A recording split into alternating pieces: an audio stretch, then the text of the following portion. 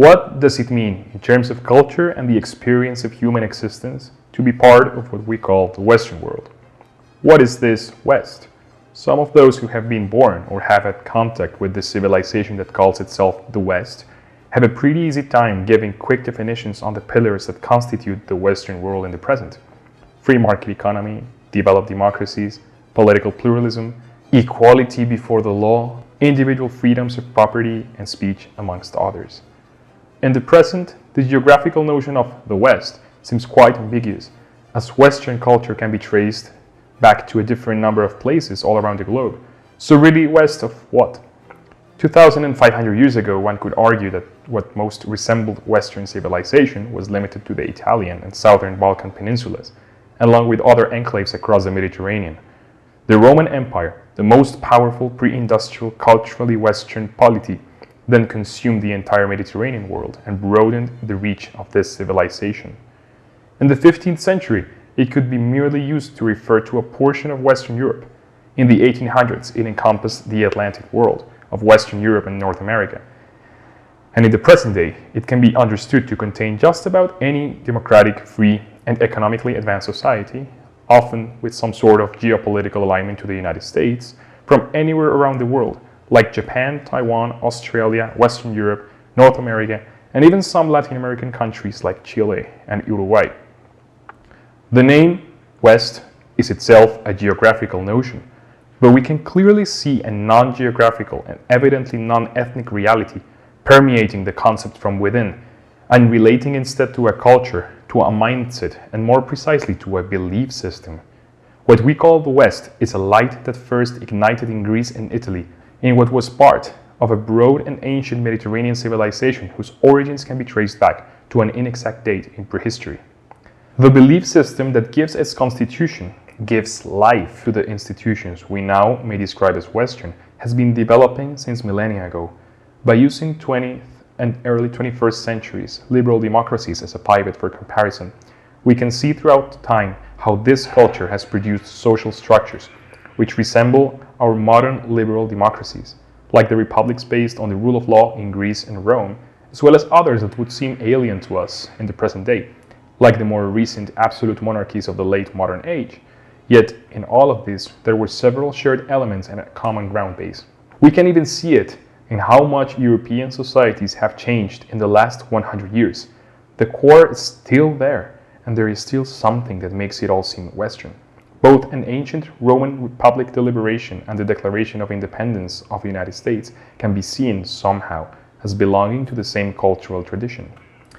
Written sources can allow us to infer the origins of a continuous tradition of beliefs back to the steppes of Eurasia, before it was passed on from Indo-European peoples to their descendants who migrated to the lands of Greece and Italy. Now, there is a reason why Italy, and more specifically Greece, have been widely regarded as the cradle of Western civilization, rightfully so, would I argue. That is mainly because we can trace back our social, political, economic, cultural, musical, sexual, legal, and many other institutions to the societies created by the ancient Greeks and by the ancient Italians. That which we call the West has produced both republicanism and tyranny. The rule of law and the rule of privilege, freedom and enslavement, scientific revolution and tradition of doctrine. All of this happened within the development of the same civilization in dialectical swings that form part of what history is and its quintessential property. The confrontation of different belief systems that attempt to constitute human associations according to different moral perspectives. This study of the ancient West is primarily an attempt to uncover the most basic elements that constitute Western culture. How has it changed over time, and which internal conflicts has it had and still has? We will first deal with the development of Greece and Rome from their origins in a remote past until the collapse of this ancient Western civilization, namely the dissolution of the Western Roman Empire and the disappearance of the classical Mediterranean world in the early Middle Ages. That being said, this time period spans from roughly the 6th to 5th millennium BC to the 5th century AD. I'm hoping to expand this series about Western civilization further, all the way into recent times, with the method of exploring the beliefs held by humans, separated by time and geography. seen through the eyes of those who lived in the institutions these beliefs produced. History requires to study processes that constantly overlap with each other and may not have a recognizable starting or ending date, as opposed to the traditional segmented way of dividing the historical past into periods, say archaic, classical, or Hellenistic. These denominations will be used merely as a way to chronologically locate some events, but beliefs transform in often imperceptible ways, in sort of a Sorites paradox. This means that we can recognize differences in institutions in two moments separated by, say, 500 years, but the day-to-day change is very hard to detect, and yet that's how most of the truly transforming and lasting human revolutions have happened, imperceptibly. A first question might be, why Greece? Why Italy? Why didn't the cradle of the West develop in, say, ancient France or Spain or England? Or why, even if accepting the development of Mesopotamia and Egypt as older pre-existing civilizations, is Greece still the place we usually refer to as the founding piece? To put it simply, it is the belief system of the Greeks and not that of the Egyptians or Mesopotamians that was largely passed on to constitute what we refer to as Western civilization, thanks, in part, to the military successes of Alexander the Great and later on to the expansion of the Roman Republic and Empire, which secured the cultural hegemony of what we call classical culture in the Mediterranean basin and beyond. Our physical and conscientious reality is a makeup of several layers of existence, in which physics has given way to chemistry, chemistry to biology, and biology, through Homo sapiens uniquely, to history. Matter has created conscience. The exploration of this notion of layers of reality and the nature of consciousness could be a topic for future videos, dedicated to a philosophical and anthropological view of the human animal and its relation to space and time. But for now, we can state, as Aristotle put it in the first book of his Politics, that man is a political animal in a greater measure than any bee or any gregarious animal. This political, therefore social animal, builds complex networks of cooperation between individuals. As these networks become bigger and more complex, they require more sophisticated institutions to regulate their life, in domains recognized as either private or public. Cooperation makes humanity work and sets it apart from the rest of living beings, even from the rest of social animals, because unlike bees, ants, or other animals of the sort, human institutions change constantly because of the change in beliefs that are holding groups of Homo sapiens together. A beehive 500 years ago might be exactly the same as one today, but take a human society in the 1500s and compare it with one today in the same or a different geography, and you will see so many changes to the point the two wouldn't be recognizable as the same.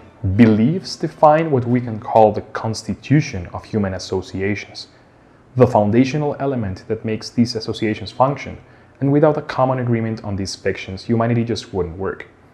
This is what's unique about human beings and what has permitted our species to break the game of biology and create history as a whole new level of reality in which we can choose the type of society and polity we want to live in, to a large extent thanks to language, which allows the creation of these shared myths and fictions.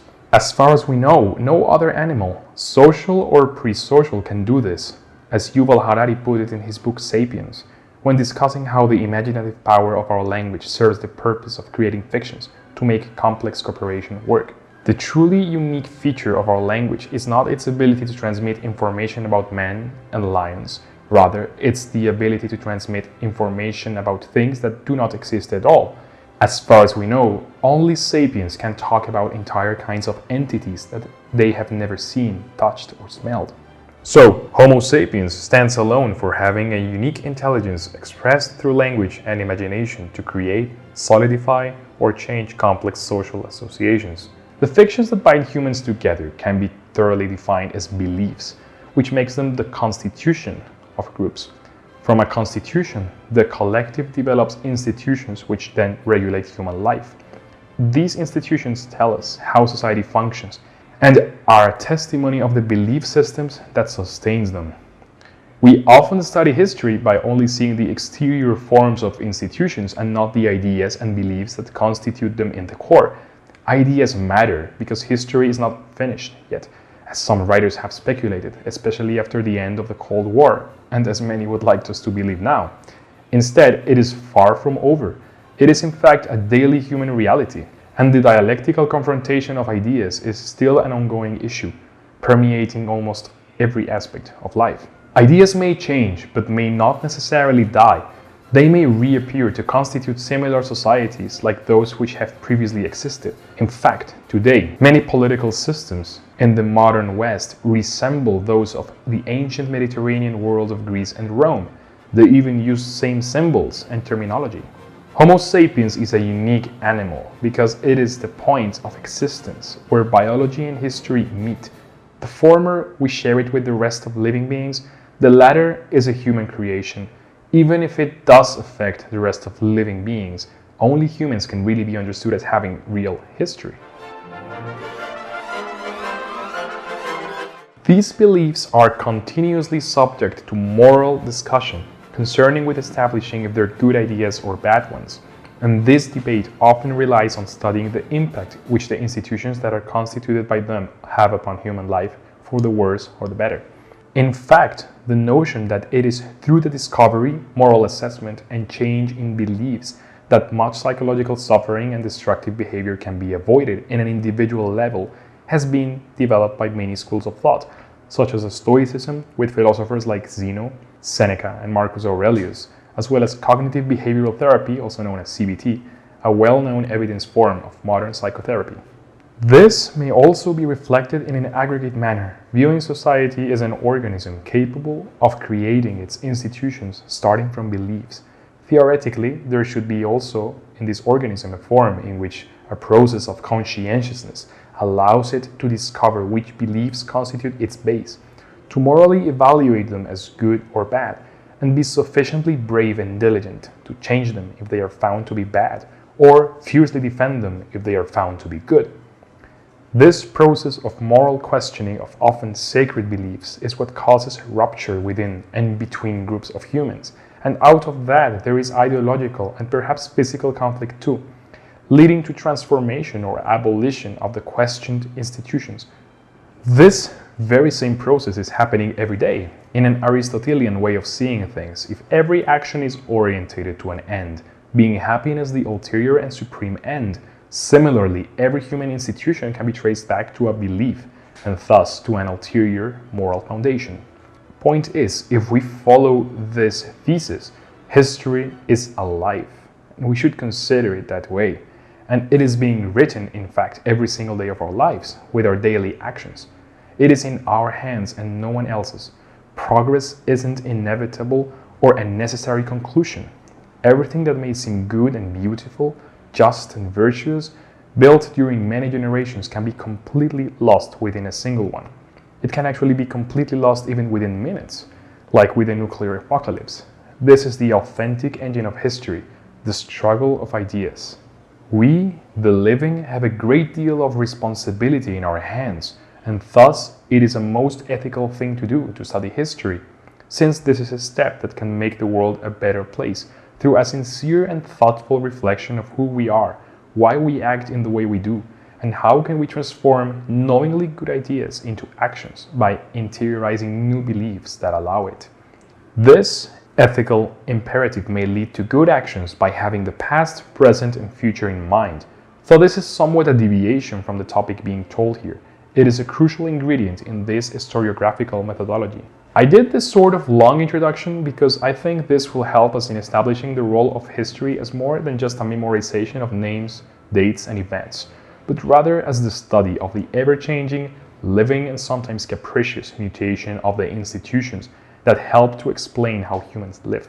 In the next episode, I will start by exploring the Indo-European cultural tradition and its most ancient beliefs, the constitution of the primitive Greek and Roman societies inherited from a remote past, and the structuring of these archaic societies which gave way to its subsequent transformation into families, tribes, city-states, and empire.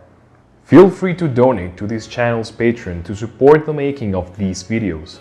We would receive any donation from our patrons and sponsors with plenty of gratefulness, as it truly aids with our enterprise of popularizing historical and philosophical topics to reinvigorate the study of the Western tradition.